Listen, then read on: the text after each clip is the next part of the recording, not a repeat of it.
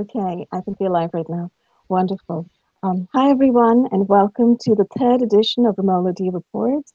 I'm very happy to be here once again with Frederic Laroche, who helped pad out part one and part two of Romola D Reports with his extraordinary story of both his current situation in Grenoble, France, where he is being detained on wrongful grounds, and part two of his story, which really went back in time and talked quite a bit about his early experiences of experiencing military intelligence stalking, surveillance, harassment, and ultimately discovering that he was the subject of neuroexperimentation at his workplace at Hewlett-Packard.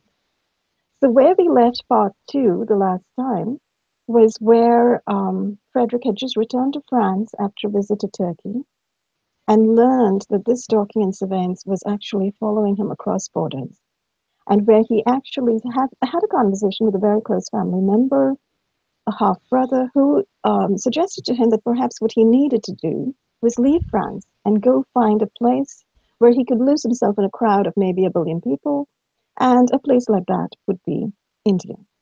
So we left it just there, and today what we are going to do is talk with him about his trip to India, his travels in India, and what his experiences there in India were like in terms of this entire landscape of EMF and neurosurveillance and targeting. So welcome, Frederic. Good morning. Hello. Would you like to, once again, just as we did the last two episodes, would you like to take that witness affirmation thing again so that you can state to the world that you are indeed presenting the truth as you experienced it? Yes, sure. Wonderful. Go right ahead. Yeah. I do solemnly, sincerely, and truly declare and affirm that the evidence I shall give shall be the truth, the whole truth, and nothing but the truth. Wonderful. Thanks so much, Frederic. So if you wanted to just jump in right here and start with the story of how you set off to India, which places in India you visited, and then kind of take us down in a kind of a slower breakdown in terms of what you experienced as well. That would be great. Yeah. So after the first 5 years of my starting of being harassed and stalked and tortured in France and in Turkey, then finally I decided to go to India. It was in October 2002.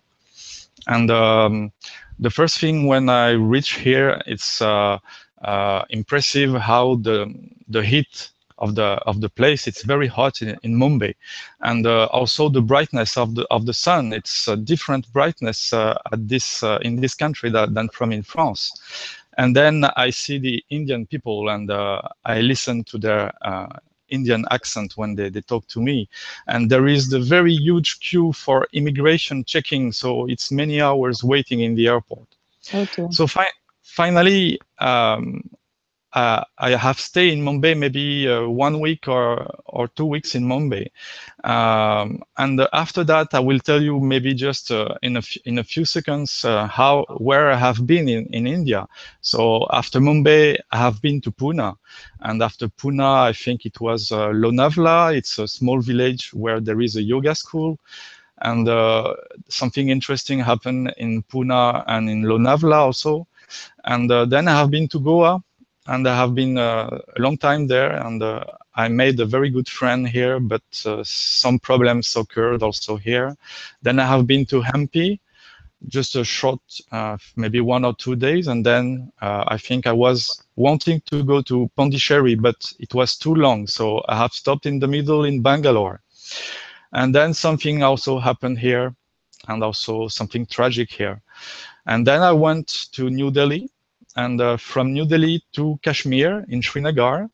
And maybe after that, I think I have seen also Agra and Jaipur, Raipur, and I think I have also been to Kathmandu and Colombo in Sri Lanka.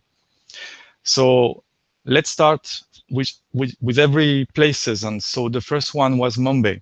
Mm-hmm. So I was in a hotel, and I was visiting the main places in Mumbai, like the museum for Gandhi, and there is also an aquarium and the island with the elephant, I think. So I have seen many places like that. It was nice. I was thinking maybe my decision was good. Maybe I am very far from France and very far from Europe, Mhm. and no Frenchmen can be here, neither their allies.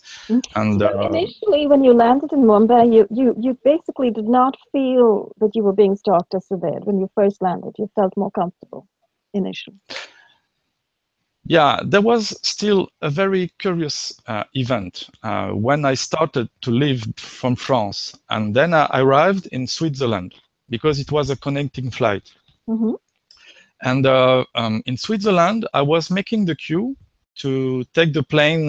Maybe I think I was going to Turkey again to connect with another flight because I did not take a direct flight. I wanted to have multiple flights because I was expecting that the people following me could be in the plane, and I didn't want to have a long Hmm. duration of flight. So I have split the journey.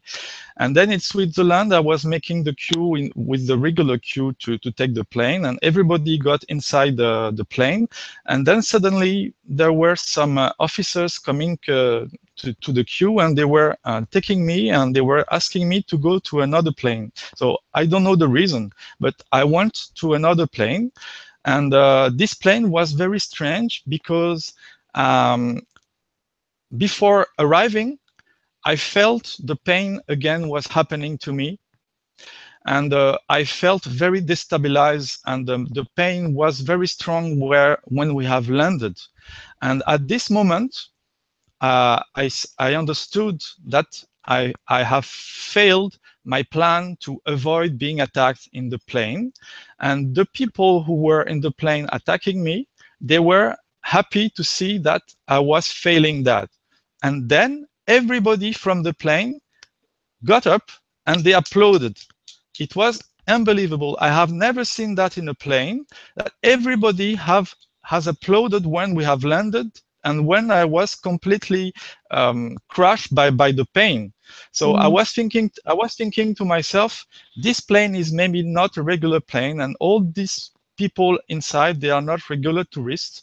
They are all the members of the group of person who harassed Hmm. me. And when they have succeeded in making me have the most terrible pain possible in a plane, they were happy maybe enough to applaud. Hmm. So it was the first time I saw people applauding at the landing of a plane, and for Can me I it just was ask not. you, was this from Zurich to Mumbai? Was that the plane then? No, I think it was from Zurich to Turkey because I have Zurich stopped to Turkey. in Turkey in between. Yeah, So and then I'm just very curious about what exactly might have happened. So you were actually um, taken out of the queue to your normal plane, and then you were kind of shunted off to a different flight. Is that right? yeah. Were you the only one? Were there other people who were shunted off to this No, flight? no. I No. was the last one in the queue, and I don't think I was misplaced. I don't think I was taking the wrong queue, and they have just taken me from the regular plane for another plane, and this Okay. plane was a fake one And or and you something. feel well, you feel that the plane was rigged in some way, that there were people on that plane either carrying weapons or in some way directing energy at you. Do you have any Yeah, awareness of how that happened? Do you feel it was, because I have traveled a great deal on planes and I too yeah. have experienced EMF assaults on planes. And I Mm. kind of have gotten an idea of how exactly they accomplish it. But I'm trying to find out how you experienced it. Were they carrying weapons in the plane? Or were they hitting you with directed energy from above, which would suggest a satellite beam? No, I think because after that, when I came back from India, I have gone back to India several times, and it was the same scenario. But I was taking a direct flight. But you Okay. know, in there is two flights. One is a short flight, and one is a long flight.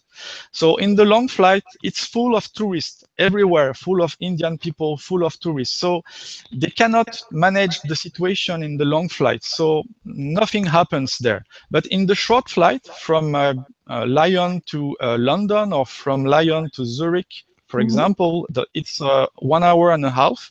Then in the short flight, they are attacking me. And I think I know how they are doing. They are using a suitcase and Mm-hmm. they are placing the suitcase in the luggage draw above my head. I think it's as simple as Okay, that. I see. So, and that has some kind of microwave emitter or something like that in Yeah, it. and they have a battery, and the battery maybe is 2 hours long, and this is enough I for a short flight. I see. Okay, that's great. I just wanted to find out the methodology that you felt because you're so good at sleuthing out and finding out what exactly is going on. So, and your theories are important as well. So, okay, Yeah. so you found you were really being hit in that plane, which is very unfortunate, and then you landed in Istanbul, and then go ahead, pick up the story from wherever you feel it's important. Yes, finally I reach in Mumbai, and I do the visiting of everything. And then I see that some people are seem to be following me, but they are Indian, so maybe I am mistaken. So I decided to run to walk a little faster, and I see them, they are accelerating.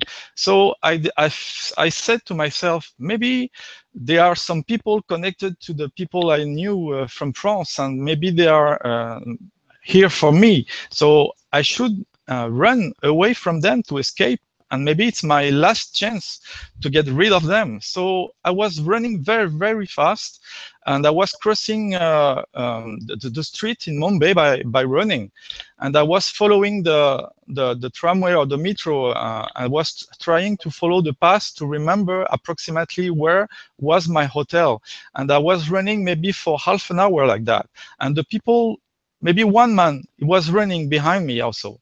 And sometimes I was climbing the stair to join a station of the metro, and then I was going down by the stair, and I was crossing again through the streets, and I was doing that maybe 2 or 3 times.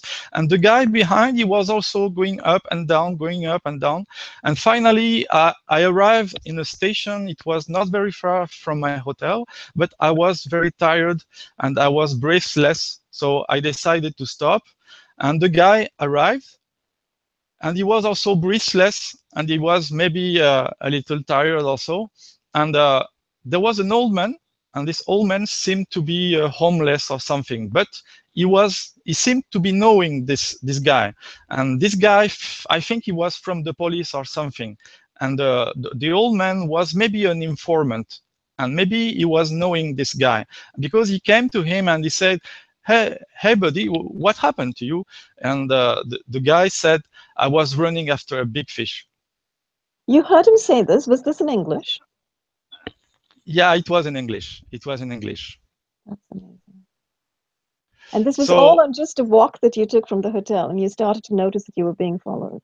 And that's how it yeah, all started. so I decided to go back to the hotel with the metro. And from there, I was thinking, what is going to happen next?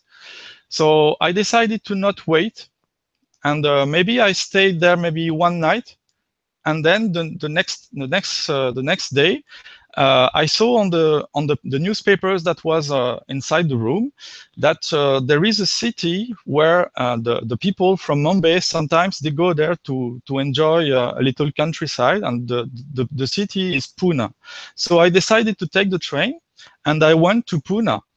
And I saw the place, and it was not very entertaining for me. It was a disappointment. I was not very happy of this choice. So I was thinking maybe I should not stay in Pune. I should find a beautiful landscape a little farther. So I took a rickshaw, and I gave him a lot of money, and I told him, can you drive me for 1 hour and get lost somewhere in the south of Pune? I want to be in the middle of a forest or something with a beautiful landscape. I say, okay, I can drive you. And finally, he dropped me in a place where I could see some signboard, and there was a kind of temple in the middle of a forest somewhere. So I got down there, and there were some little stalls where you could have some tea or street food or this kind of Mhm. things. And effectively, by following a little path, it was possible to go inside the forest. Mhm. And the forest was very beautiful. It was a man-made forest, and I think it was the monks of the temple who have made the forest. And I have seen the temple. It was a beautiful place, but not possible to stay and sleep in the temple. So I decided to go behind the forest and to place my tent there, because I was having my tent and my sleeping bag and everything. And I have slept there maybe one night. And in the next day, I decide to visit a little. And I see that opposite of this forest, there is another forest. And there is a church. And it's a Christian church, apparently. And I see there is a priest. And I talk to the priest, and I tell him, where do you think I could have a place of stay, a nice place where I could have a room and etc. And he said, well, not here, but my advice is that you go back to Pune and you can go to a Christian ashram in Pune. I will give you the name and the address. So he told me the details. And I decided to not go immediately. So I have stayed in my tent, I think, one day more, and it's only the next day that I took another rickshaw and I went back to Pune and I found the ashram. And it was very interesting because the ashram was empty. And I was asking to a coolie who was passing there, I was asking him, where is everybody? And he told me, well, the director has gone yesterday. He's no more here, and he will not come back before a few weeks. And I think nobody is there, maybe except 3 or 4 persons. So I told him, is it possible that I stay here and I can pay for the night and the food? Say, well, maybe we can arrange something. I will ask.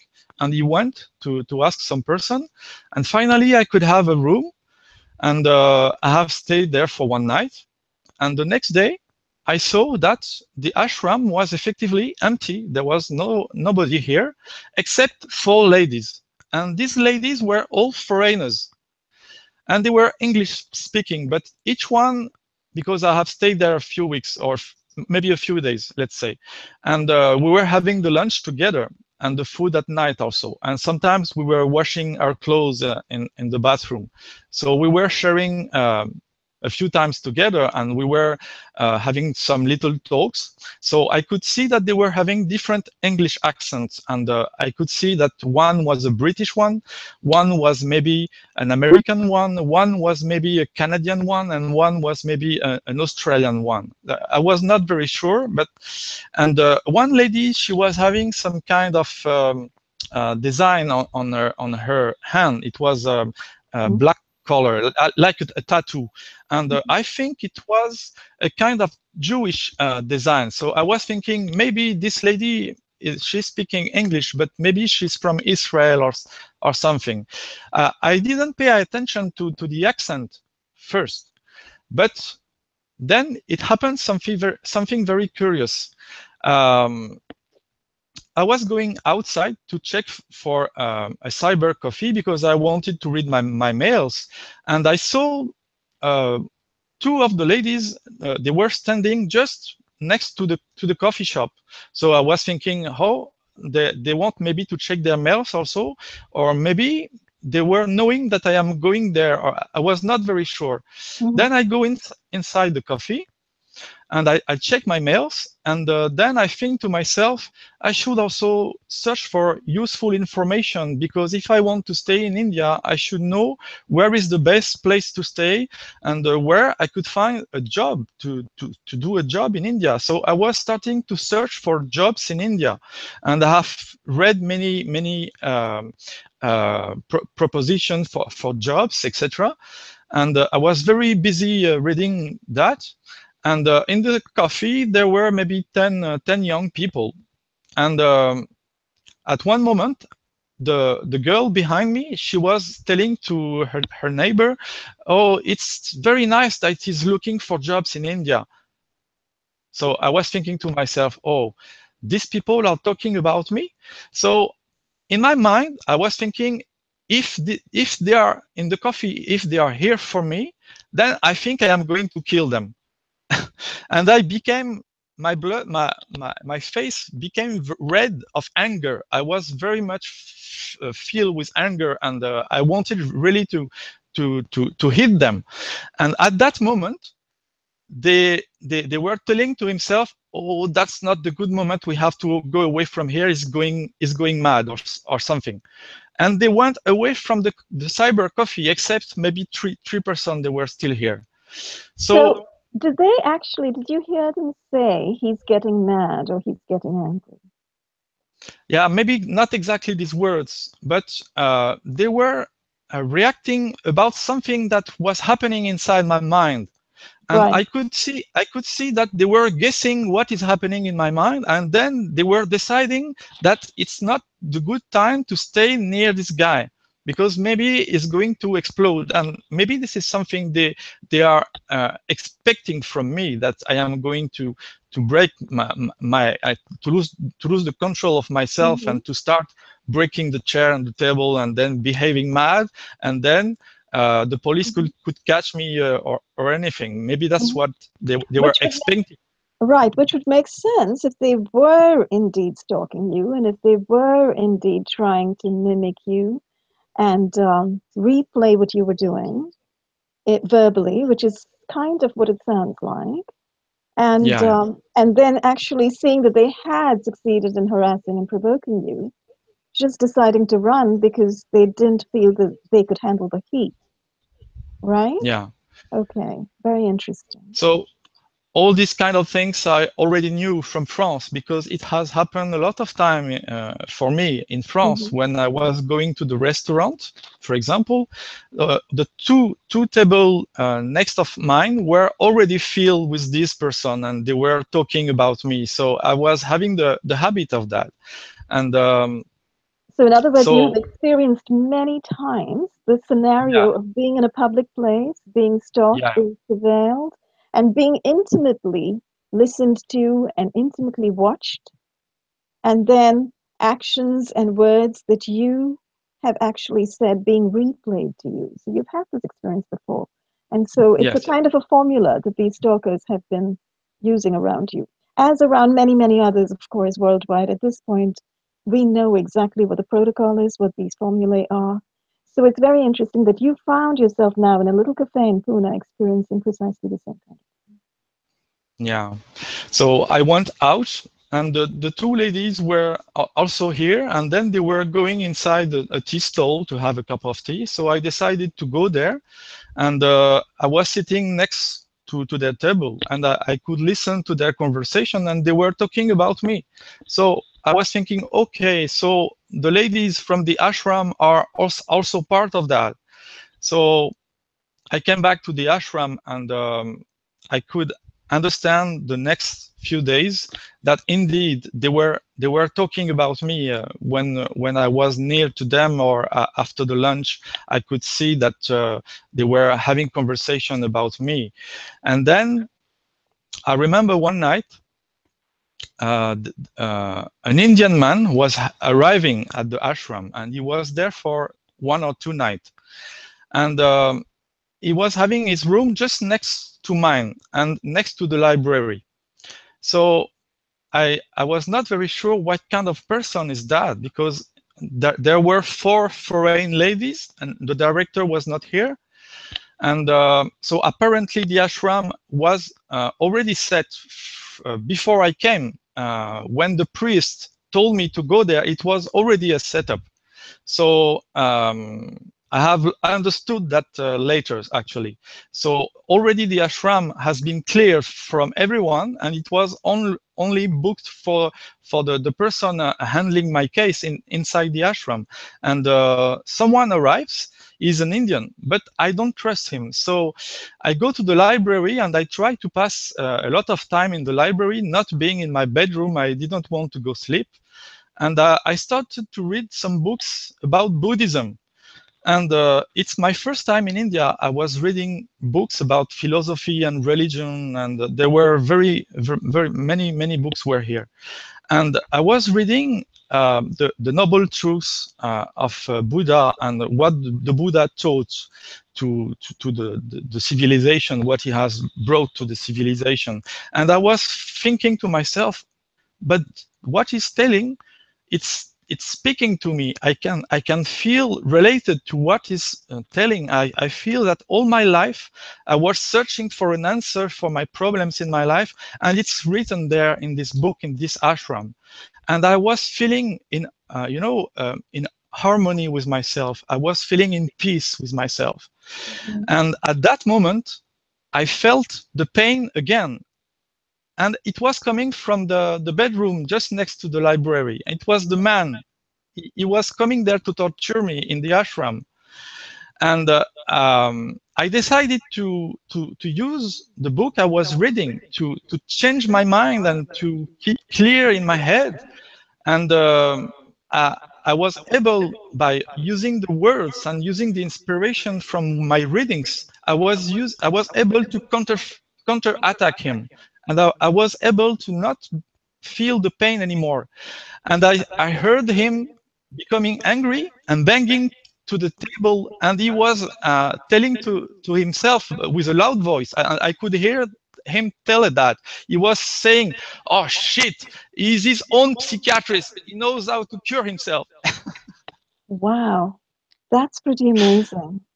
You Yeah, know, you had experienced exactly the same kind of thing in France, right? And your parents yeah, have, when that woman above was, you think, hitting you with directed energy weapons, and every time you shielded in some way, she banged on the table in precisely the same kind of fashion and yeah, sounded frustrated, and you could hear her through the window. And the same kind of situation is now being replayed yeah. in an Indian ashram library. So And nothing is new except the place. exactly, and you actually heard this guy saying that. And the fact that he could say that you have, in a sense, become your own psychiatrist and resisted those attacks suggests that there is some mentation involved here. That, in other words, what you are doing mentally is actually having an effect physically Yeah. that helps you to resist these directed energy attacks. Yes, and I know that some victims they say that reading the Bible is helping them, and me, it's reading the thought of the Buddha who has helped me. So from this time, I have kept a book about Buddha always with me, and it's inspiring me to relieve me when I feel under the pain. I just try to be as simple as Buddha was, and this Mm, is the most easier way to get rid of the attack. It's using your own mind, your own brain mhm, to make the peace inside you and to make the calmness, and mhm, then actually the pain can reach you, but it will not stay in you. It will go out. So this mhm. is the way, the better way to deal with the situation. That's wonderful because, this really talks about the whole mind body continuum. And so it suggests that even if you were being hit directly, physically, with frequencies, with directed energy, microwaves, or, working at a certain frequency and assaulting your body, it's the experience of that pain mentally that you were able to control. So that's one possibility. And the other possibility is if indeed you've been hit neurally with frequencies, because part of what these weapons are doing, they are neuro weapons. They attack the human nervous system and they attack the brain. So if they are frequencies being sent to the brain and that are designed to induce whatever feelings, whether of pain or depression or resignation or apathy, all of which is now being documented worldwide, um, then it also suggests that what the human being can do willfully and deliberately, as in your case, reading the words from a religious text and gaining solace from it, can actually counteract, resist, and stop that assault from the outside, stop the effect of that neurological assault from the outside. That's absolutely Yeah. brilliant. Actually, what I have learned through the years is how to recognize my internal stabilized state, my own state of mind. So when you feel the influence of something external, you can recognize this is not yours. And all you have to do is to focus on yours and to forget about the external influence. And it's helping a lot when you are experienced with your own body and your mind for many years. Actually, when a victim is a young victim, it's difficult for the victim to counter attack. Yeah. But when a victim is an old human person, because I have been a victim after my 30s. So I was knowing myself very well. I was Mhm. knowing who I was, how I feel, how I think. And when you have this external influence, at the Mhm. beginning you are completely overflowed. It's too much to bear. But after a few years, you can stabilize with yourself. You can recognize the external pattern that is not yours, and you Mhm. can concentrate and focus on yours only. And then the external pattern can vanish like a noise. Mhm. That's wonderful. So basically, what you are really pointing to is both the reality of these remote behavior modification neurotechnologies that are being used both in experimentation operations and actual operations worldwide, and the fact that these attempts to influence the brain, to change the human brain, and to move a human past free will and autonomy into accepting the external influence can be counteracted simply with the power and strength of the self and the sense of self and sense of free will that one has acquired over time. And you make a very good point about being assaulted younger and older, which really suggests that our children, our young people, our adolescents, we are the most vulnerable to this kind of insidious, externally applied, remotely applied behavior modification technology, which is nothing but the assault on the human brain and the human system, the nervous system. So thanks so Yeah, much for that. That's really part of the power of what your experiences, bring out for everybody. So, so, yeah. so great, so wonderful. So let's go back at that point in time to that library. What happens next? Yeah, I think it was all. And I went to my bedroom, and I think they have tried also to attack me during the nights.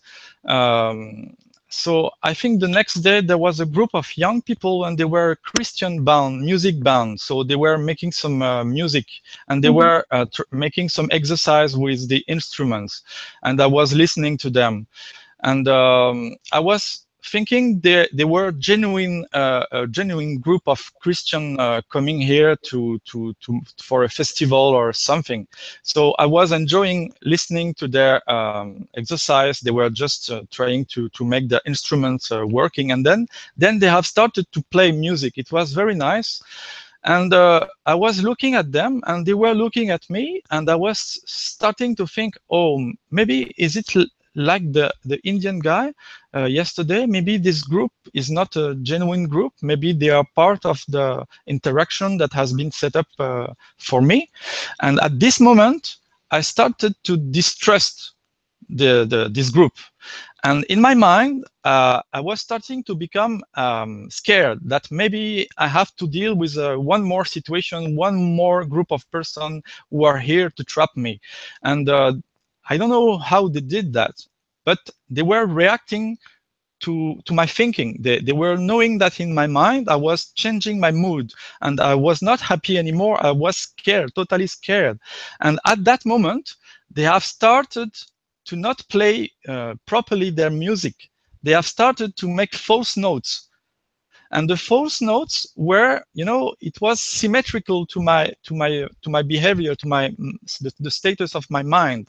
So I was becoming destabilized in my mind, and they were destabilizing their music, and it was matching, and Mm-hmm. this was amplifying my fear. And the more they were playing wrong notes, the more I was having fear. So at one moment I decided, okay, let's stop it, I go away from here. And then later there is one boy of among them. He came to see me, and he said, tomorrow we are going to Lonavla, and me, I am going to Lonavla tomorrow, and I'm going to yoga school, and I want to learn to do yoga. Why don't you join me there? And I said, no, I don't think I am going to join you there. But I was not knowing what to do. So the next day they have left, and I decided to go to Lonavla, because it was just the last idea that someone has put me in my mind. So I didn't know what to do. I went there. So it's a small village, and there is a yoga school, and I have stayed there maybe 2 weeks. And there was a guide, spiritual guide. He was an old man with a white beard and white hair. And every night he was having a talk with the people sitting here. And I think it was not the first night, but maybe after 2, 3 nights, he was talking sometime to someone. He was addressing his speech about someone in particular. And this time he was talking to the profilers. That's what he said. He was talking about you should not be um, the kind of person with a superior behaving. You should be modest. You should be humble. And he was talking to the profilers. That's the word he have used. And Oh, he used that yes, word. yes, and there were in the middle of the crowd, there were some Indians, and I was a foreigner. And in the front, because I was sitting in the back, in the front there were maybe three or four foreigners also here, and he was addressing his speech to the profilers, and they were laughing. They were the only one to laugh. So they were the profilers. You So mean the I think three? I'm sorry. I'm just trying to follow this narrative. yes, Are you saying those three other foreign people were the profilers? yes, I think they have presented themselves to the spiritual guide as profilers, and they were here for me. And he has explained, they have explained him something like that. And after that, he made a comment about someone, and this someone should not be angry after his father, and he should forgive to his father, and he should be happy to have had such a father who has passed away recently. And I was thinking, oh, this is a message for me. He's talking about me and my father. So obviously, this guy, he was knowing about the profilers, and he was knowing about me. And these profilers, they have presented to him like police officer, like they were doing a kind of operation inside the yoga school, and he has accepted their presence, even though he was making a comment about them, that they should not be upon everyone, they should be humble, etc., etc. So he was trying to give them a lesson, but he was giving a message also for me. And after that, I had the pains again in the yoga school. Uh, So I just so wanted to make one comment. You know, what your experience here of being in this group of people and being spoken to by this guru or rishi or whoever was conducting that evening's activities, um, it sort of rings true to what many other targets of extrajudicial surveillance are reporting worldwide. Basically, that that they are in the middle of communities where people around them, the communities, are being told erroneously and falsely that they are the targets of investigation. And in your particular case, it sounds like they've actually used the word profile. So that this person is being profiled or watched or surveyed or investigated. And therefore, that is the meaning and the reason for the interrelationship, the interaction, and the watching and the surveillance that they are conducting on you. So, you know, to varying degrees, I think communities are beginning to be either aware that this is going on and that this is false, or they're simply falling in and participating. And it sounds like in this particular case, this particular guy, the guru, did not really fall for the story. yeah, so the pain were coming back during the nights, That's and unfortunate. then I decided to not stay more, and I left. And then I took the train and I went to Goa.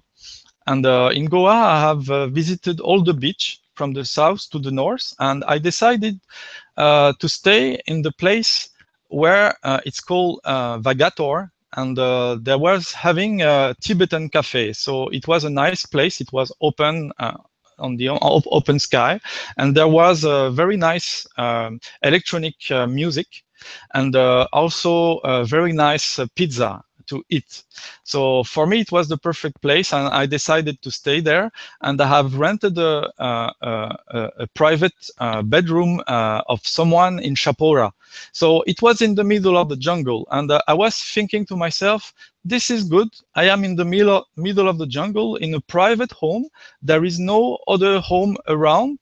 It's not a building. It's only a flat house. So I think I will be safe here. So I have stayed there maybe for 2 months. I have stayed there, and it was almost perfect. But the problem is that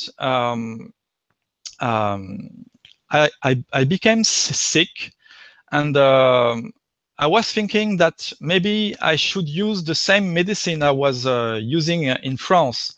So I have taken the risperidone I was having in France. I have taken it again, and it has made me the side effects that I had before. So I was getting paralyzed, etc. So I was showing to my friend, because I was not able to speak. I was showing to my friend, I need an injection. I need an injection.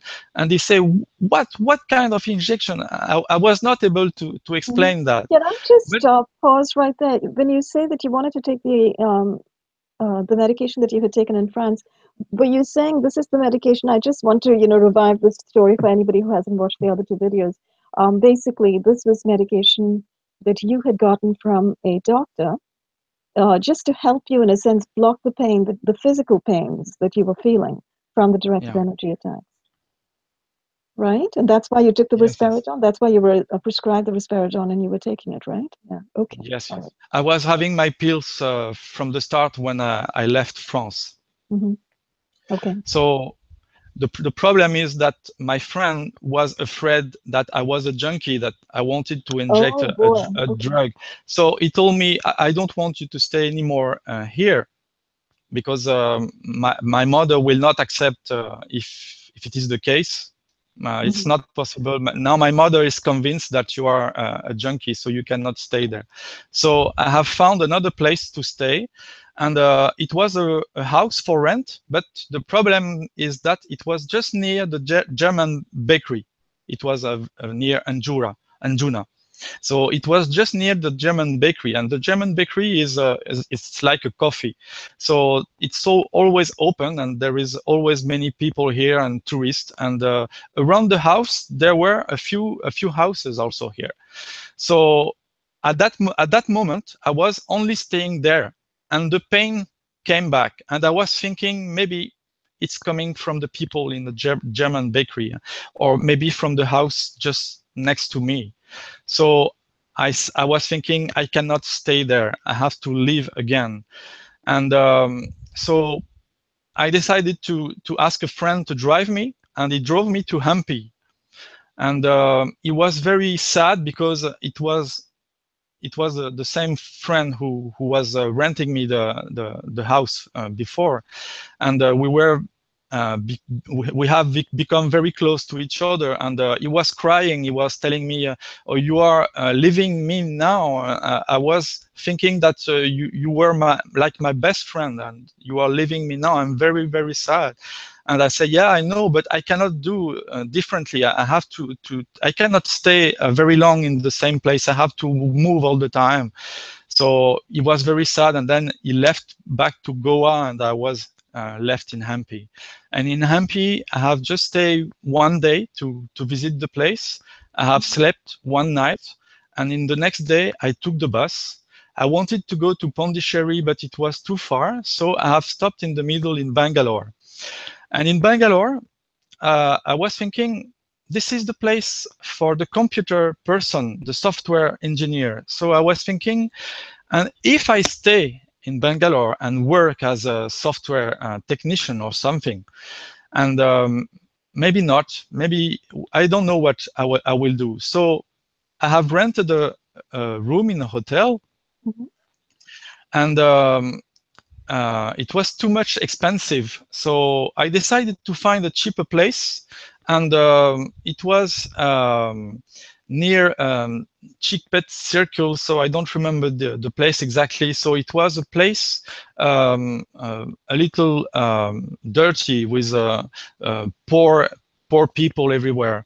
And but the place seemed to me adequate, because it was full of people, and I was thinking, maybe the guys who are following me, they will not dare to come in the middle of this. So I was renting a place here, and I failed, because the pain came to me back, but this time it was not connected to an apartment next to me, because when I was taking an auto, I was going somewhere else, the pain was continuously I was having the pain. So it was night, day, morning, evening, all the time, 24 hours 7. And it was like that maybe for 1 month. 1 month I have stayed with the pain continuously, and it's only sometimes I was having a day off. Sometimes Saturday or Sunday it was happening nothing, and sometimes also during the day it was stopping a little. So I was having brief stops, but otherwise it was almost 1 month 24/7. So for me it was too much. It was too much. I was thinking to myself, if they are able to make that 24/7, wherever I stay, wherever I move, I think I have to kill myself again. So I decided to go to another hotel, and I decided to cut my vein again in the bathroom. And this time it failed. It failed without nobody to intervene. Nobody came in the bedroom. It just failed. And I was staying in my bed for a few days. I could not move because I was very weak, because I have lose a lot of blood. So at this moment, a very bad idea came to my mind. I was thinking, okay, if it is not the good method, I am using the wrong method. I have to use another method. And I was thinking, let's use a real poison, a product that I can buy in a chemistry shop or whatever. I can find some poison, and then it will work instantaneously, and I will not fail. So I was going to the chemist shop. Where can I find the poison? And I was thinking to take some arsenic, or I don't remember. I was looking for something very strong to stop my heart. And everywhere I was going, I was the only foreigner coming to this kind of place, and they were not trusting me. And I was asking for this chemical, and they told me, "Sir, it's not allowed to sell this kind of chemical, or only if you have a certain kind of license." So I was telling him, "What kind of license do you need?" "Yes, for example, if you have a jewelry shop, and if you want to work with gold and you want to melt the gold with a chemical, then you will show your license that you are a regular shop dealing with jewels in gold. Then we can give you the product." So I was thinking to myself, okay, so this is the last part of my plan. I need this license.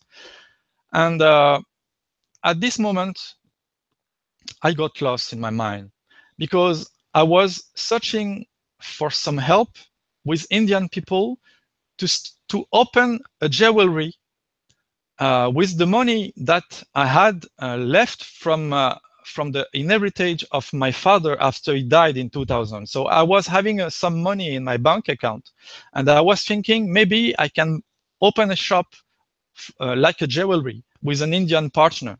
So we have made a deal with someone, and I have put a lot of money in that to open the shop, and we were registered, and I was about to have the license. I was about to have what I wanted, to kill myself properly. But I was completely lost in my mind. I was completely lost. And I think at that moment, my visa was coming to an end. And my Indian partner, he told me, you should go to Sri Lanka and you will apply for a business visa, as a jewelry shop in Bangalore, and we will give you all the documents so you can have a longer visa and you can stay there. So I have been to Sri Lanka, I have been to Colombo, and there I have been attacked again in the hotel. So I decided to write a long letter, and I have sent a letter to my sister and to my half brother, and I explained them my situation here, and I was telling them to arrange in France my stuff that I had left in an emergency, because I have left France in an emergency, and my car was parked in the garage. My house was still having the electricity on.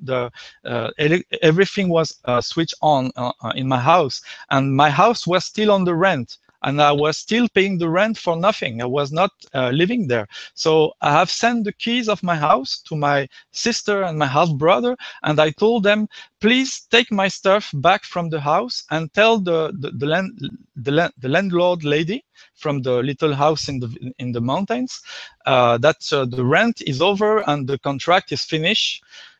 And I was thinking, I have to do that because maybe after a few days I will be dead. Then I came back to Bangalore, and I did not get the visa because in the Indian embassy, they told me, well, sir, now we know that you want to do business, and the paper you are giving us don't have the signature of your partner. And effectively, I was in a hurry, so I went to Sri Lanka with the papers, but it was missing the signature of my partner. So it was not valid. And the guy was telling me, you are making business visa and you don't have the good documents, so I will forbid you to come back to India. And I said, no, because I have my stuff in India. I have to pick up my stuff. And he said, okay, I will give you 2 months visa. You go back to India, and then you go home, sir, please. So I went back to Bangalore, and I was still having a visa problem. So my mind was totally changed. I was thinking, okay, now I have screwed up all what I wanted to have. I don't have the visa. I don't have the license. I cannot kill myself. So I was thinking, okay, let's change the strategy. Let's live. I want to live, and I don't want to die because this is not working. This is too much a hassle to die. This is better to live, and I want to fight the people against me, and it's better to stay alive for that. I'm so glad that you came to that understanding, because all of this has been extremely troubling to hear, that you had actually been making elaborate plans to try to take Yeah. yourself out of reality and utterly. And it also sort of sounds like a whole bunch of circumstances kind of came together to prevent you from taking your own life, right? Yeah, maybe someone was watching on me, and it finally made change my mind. Yeah. Yeah. So finally, I decided to go to New Delhi, and in New Delhi, I found a travel agent, and I told him I want to go to Nepal to extend my visa with the Indian embassy.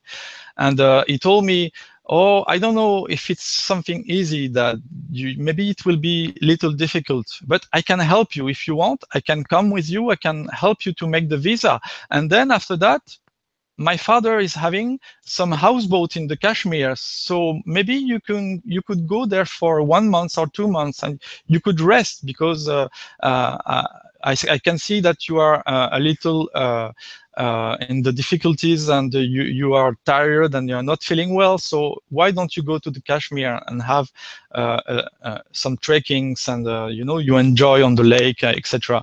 I say, well, okay. So he have sold me a package, and in the package it was going to Kathmandu, have the visa, then go to Kashmir and stay for 1 or 2 months in a houseboat in the Kashmir. So that's what I did, and I got 6 months more for my visa, and I have stayed maybe 1 or 2 months in Kashmir, and it was nice. And I have met good friends in the Kashmir Valley, but also in the small village in the mountains. So we call the people living here, we call them the gypsy guy, or they are speaking another language, the Gujari people.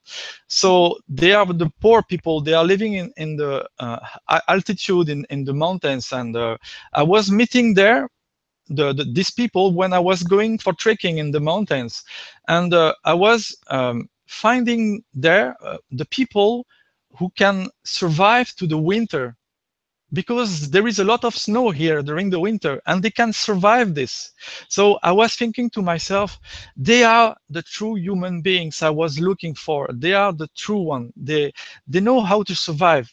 So they are simple in their mind, in their ways of behaving, and in their talks, and they are very simple and humble.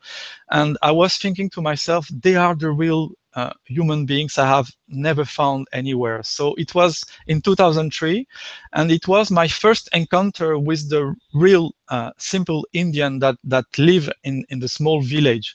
And my heart was very excited to meet such a person.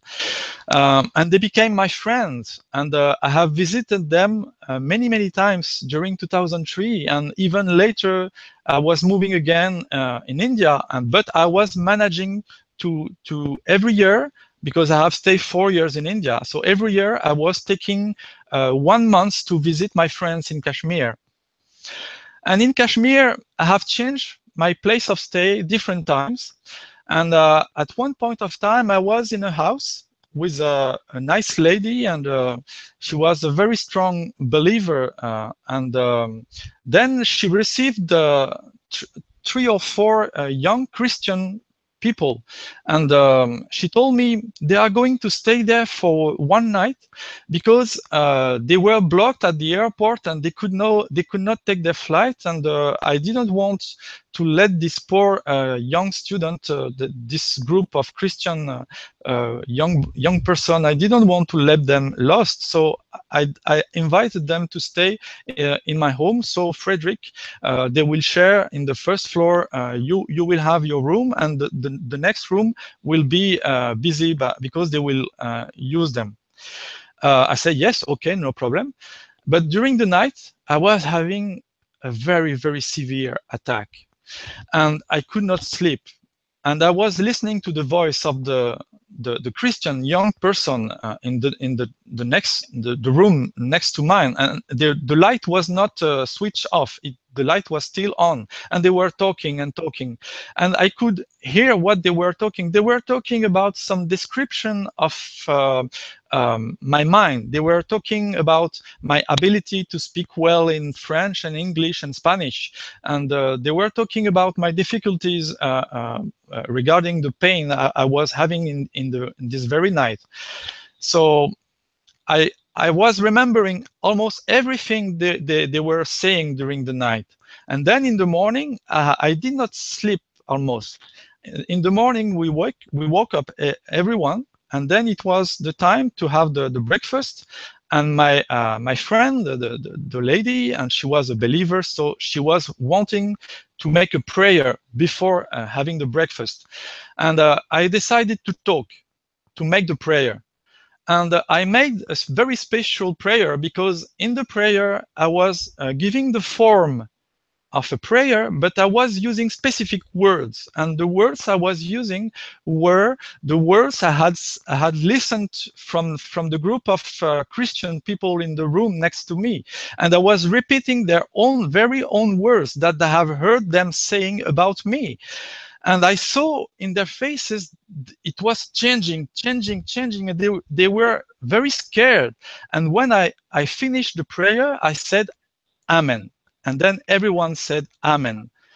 But the four young people, they stood up. They stood up, and then they went in the corner of the room, and they were chatting to each other.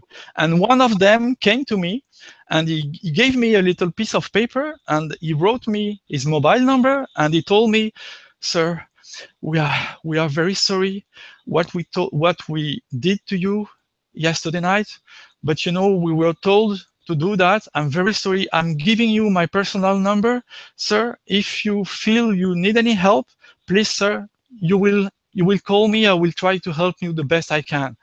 And then they told to my friend, we cannot stay there. We have to go very quickly, and they have gone. This is So actually, absolutely amazing. Go ahead. I do want to talk about this a little bit further, though. Go ahead. actually, it was not accidental when my friend met this group. It was not accidental. It was arranged, but she was not part of the trap. She Mhm, has got trapped, her and me too, and the mhm, purpose was to be in the same home as me, to torture me. But I have undercovered them. So mhm, when I made the fake prayer, my friend did not understand the prayer. She was really thinking it's a prayer. It's in his own words. So she was letting me speak, but it was coded. And mhm, in the code I was using, they could understand it was talking about them. So they were very scared. Oh, he could understand everything. So we cannot stay there. We don't know what is going to happen. mhm. So I really want to underline the fact that basically what you uncovered here is a group of young people who had actually been pulled into this organized network of informants who are being fed stories about you, the target in this particular case, and who had actually been persuaded to carry weapons with them and to bring those weapons to take up residence in your very close vicinity and to assault you with those weapons through the night. So, and you actually uncovered it and they actually confessed it Yeah. And after they were your for whole they were period of confrontation with the prayer. yeah. Very, And they very. were they were foreigners. They were also foreigners. So and they were Christian, or actually that's what they pretended. But I think that Christian person are the person who can be easily engaged in such process against victims. So Why do you maybe say they that? were. Yeah, because in the ashram already, it was a Christian ashram, and the priest before the ashram, he was a Christian priest. So, and the band who was doing the music, it was a Christian band, and they were coming here for a festival, for a Christian festival. And again, here in Kashmir, this group of foreigners, they were Christian. So I think. Amongst the person who are involved in acting against me, oftenly it was a group of Christian. I see. So And your experience that far had suggested to you that the Christians that you were encountering were in particular suspect. But also, we should also consider the possibility that these Christians were also really not really Christians, right? They were maybe maybe, fake Christians. Who knows? But yeah, very interesting that you were consistently faced with groups of Christians who were assaulting you in this fashion, covertly. yeah. And then later I came back to the houseboat, and I remember of an incident. Um, one morning, uh, I was not able to realize that I was waking up, but something in my mind was telling me, be careful, Frederick. I think you are waking up very early. And effectively, it was maybe 3 or 4 a.m. in the morning. And I was waking up from the boat, and the boat was on the lake near the land. And I was dressing up because I was having my pyjama. So I was dressing up, placing my shoes, etc. And in my mind, I was not sure if I was dreaming or not. I was not, it was not very clear in my mind. And I was opening the door and getting out of the boat. And then I was walking on the bridge. And then my memory collapsed. And then I opened my eyes and I was on the bridge again. And I was full of water. And my good friend, he was a coolie. He was an Indian person. He was keeping the housekeeper of the boat. He was standing upon me, and he was telling me, Frederick, can you listen to me? Can you listen to me? And I say, yes. What happened? And he told me, Frederick, you don't remember? You woke up very early, and I saw you going out of the boat, and then you were walking along the bridge, and suddenly you made you made a you misplaced your feet, and then you fall down in the water of the lake, and you were drawing down, and then I have jumped in the water and I have saved you from the water. Don't you remember that? I said, no, I don't have any memory of that. What is this? So it was my first case where some programming during the night of my mind has made me waking up without me to notice it. I was like if I was under hypnosis. So Mm-hmm. I have done something without me to know that I was doing something, and then I felt in the water by accident, and then someone saved me, and that at that moment only I really woke up. I really woke up after that, and I could not remember what I did. He only told me what I did. So it was my first experience of something that I was not doing by my own will. It was something else that has been placed in my mind and that has been programmed in advance, and I was doing it without me to be able to know it and to see it and to control it. Mm-hmm. This is absolutely extraordinary and really so extraordinarily unsettling because this pretty much sounds very much like the CIA's radio hypnosis, intracerebral electronic dissolution of memory, whereby, this goes back to the MK Ultra experiments in the 70s, which were all hushed up. They weren't shut down, they just went underground. And what we are seeing today in all of these neuroexperimentation cases are possibly the re-emergence of those precise experiments. But it's so disturbing to encounter such a situation where you, a real life human being, has been assaulted in your sleep, programmed in your sleep, so that you feel that you're, in a sense, being radio hypnotized, moved into a state of hypnosis where your free will is completely suppressed. And then you actually do not have any memory of what transpires during that state of hypnosis and free will suppression. And this is sort of the situation that we see being played out, for instance, in cases like Rohini Besesa in Canada and various other people. In fact, it's questionable whether all of the active shootings that we hear about, I know a lot of those are false flags set up, crisis actors, but a large part of them, some of them have actually talked about hearing voices, experiencing synthetic telepathy, and experiencing this whole scenario of not remembering what transpired and feeling as if something else has taken over their bodies. So these things are not urban fantasies, they're not conspiracies. They can be traced scientifically back to CIA experimentation. And so this is doubly concerning and unsettling that you experienced this. Now, you say actually that this is the first time you experienced it. Have there been other times since that moment?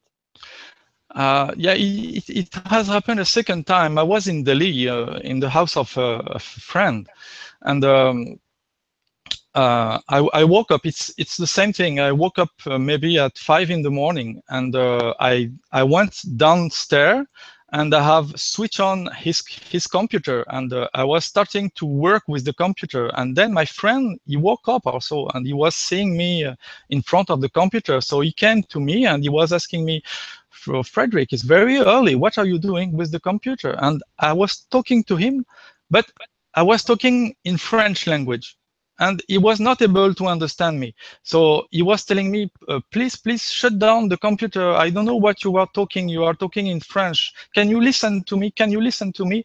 And then I left the computer. I went back to the room upstairs, and I finished to sleep.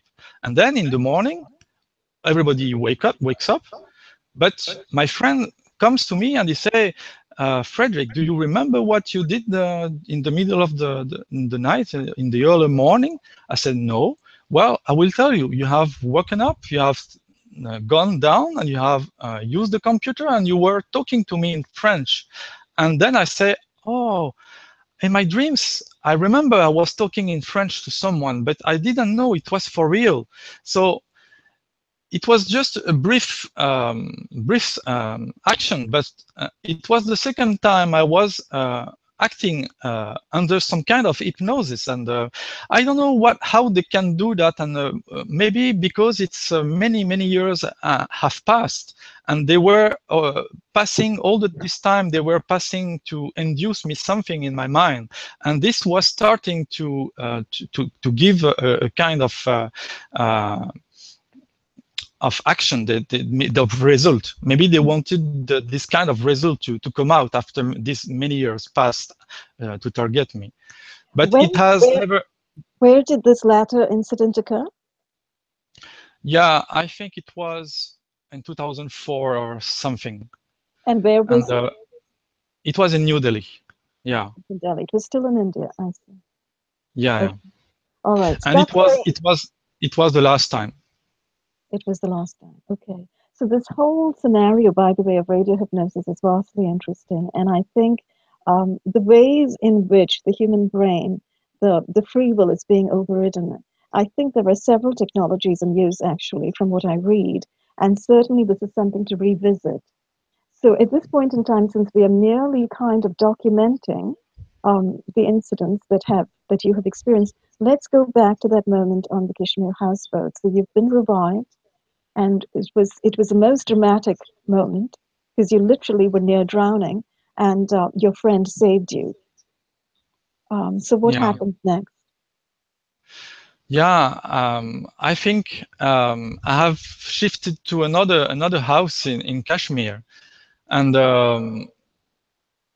it was difficult to avoid the pains from there, and it was surrounded of many houses, and sometimes even when I was going to the mountains, I was having the pains also. So I was starting to think, now they are able to target me with many different ways, many different weapons, so they can have me with something nearby, and they can have me with something in the high altitude. So I decided to leave from Kashmir and to go back to Bangalore. So I have stayed there in Bangalore maybe in 2005 and 2006. So it was the last years of my stay in India. And in Bangalore, I was in the private apartment of a friend, and I was working for him. I was doing little jobs, and he was offering me free accommodation and food. And I was also targeted in Bangalore, but it was difficult for me to know where from it was coming, because there were other flats, and there were other buildings, and there were the main road, and so it was difficult for me to understand where it was coming from. So I have stayed 2 years there, and I have tried to manage the best that I can, and I was keeping my life busy with something to do during the day, the job I was doing. So um, after that, during the night, I was trying to sleep the best that I could, and I was using still the medicine I was using in France. I was still using them to help me to sleep. So I think in 2006 I have met a few person who were very important for me, because when I went back to France, I decided to go every year in India for 1 month to visit them, because they have become my best friends. And some of them were from Bangalore, and some of them were in Bangalore for a short period of time, but they were belonging to Kashmir, and I already knew Kashmir. So for me, this little group of person I met in 2006, they became my close friends, and my only close friends, because when I came back to France, I had lost all the contacts I was having with my previous friends and even my family, and I was not trusting anyone anymore in France. I did not want to go back with my previous friends. So my only friends were my last friends from India. Wonderful. Glad that you made great friends and that you've actually found time to go back and visit them and so forth. So it sounds like when did you actually make the plan to leave India and go back to France and settle on France? Yeah, it's in 2006. My visa was about to finish again, so it's always the problem of the visa. So I went to see a software company, and I told them, "Do you need a software engineer?" And they say, "No, but we need someone who speak in French language because we want to do some business over the phone with Canadians and in Quebec, and they are speaking French language there. So maybe we are interested to hire you, but your visa is not valid for getting an employment with us. So you have to go back to France, and we will give you a contract. We will sign the contract, and then you will apply for a regular employee visa, and you will come back and join us in the company in Bangalore, and you will work for us for a minimum of 1 year." And I said, yes, that's the good plan. And I decided to leave India in November 2006 with the plan in my mind to get the new visa and to go back to India, because I was not trusting France anymore, even though in India it was also some difficult times. But I was not knowing where to pass the rest of my life. I was thinking maybe in India I can manage because it's the life is cheaper, and it's a very big country. I can move in many different places, and I have good friends. So I was thinking maybe I can be more lucky in India than in France. That was my thinking. So I went to the Indian embassy in Paris, and there was a very huge queue. Because I stayed there 2 days. The first day I went to get the application form, and there was maybe 1 hour queue. It was very fast. Nobody was here. And the next day I was coming with all the papers, etc., to apply for the visa. And I came maybe three hours before the opening in the morning, and already there was a very huge queue, and the queue was maybe 6 hours waiting for me to get inside, because for every person it was taking a long time, very long time.